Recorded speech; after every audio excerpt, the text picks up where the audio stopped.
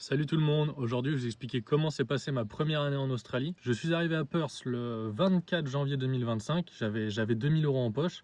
J'ai choisi Perth parce que tout le monde allait à Sydney ou sur la côte Est. Moi j'ai pris l'opposé.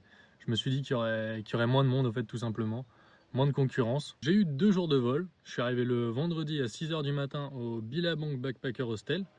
L'après-midi même, j'avais déjà fait téléphone, TFN, banque australienne. Je voulais pas perdre de temps. 2 jours plus tard, j'ai trouvé un travail en construction et une voiture en location. J'ai bossé 2 semaines comme un malade sous 40 degrés pour me rendre compte que j'allais pas être payé et qui me douillait tout simplement.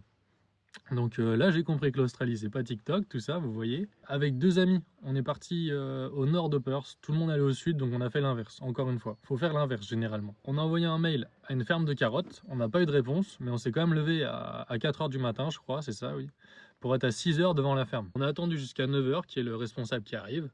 Le responsable nous a dit qu'il prenait personne. On a insisté, on a continué de discuter avec lui, on n'a pas lâché. Il a fini par nous dire qu'il y avait 3 places, bizarrement. J'ai commencé de nuit à faire du packing de carottes, à nettoyer de la merde. J'ai vraiment nettoyé de la merde à la fin des chiffres tous les soirs. On a trouvé un hostel à 350 $ la semaine. C'était cher, mais on voulait valider nos 88 jours. 2 semaines plus tard, on n'en pouvait plus. C'était un jour férié. Donc l'après-midi même, on a cherché une autre accommodation dans une ferme.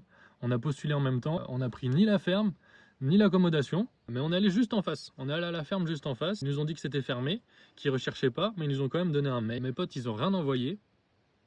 Mais pour le coup, moi, j'ai quand même envoyé un mail en disant que s'ils cherchaient du monde, même si c'était fermé, j'étais motivé, j'étais travailleur, tout ça. Le boss m'appelle pour un entretien. Je suis pris, j'ai fait rentrer mes 2 potes. Du coup, depuis avril 2025, je bosse dans cette même ferme d'olivier en Western Australia. Mes 2 amis sont partis de la ferme, ma copine est arrivée en Australie, elle s'est faite embaucher par mon patron. Quelques mois plus tard, ils nous ont mis responsables d'une autre ferme d'olivier que notre boss avait achetée, aussi dans le WA. Aujourd'hui, j'ai une maison de 6 chambres, beaucoup trop grande, pour 2 personnes, parce qu'on n'est que 2, c'est beaucoup trop grand. Mes voisins, c'est des kangourous, des oiseaux, des araignées, des bobtails. Voilà comment se finit ma première année en Australie.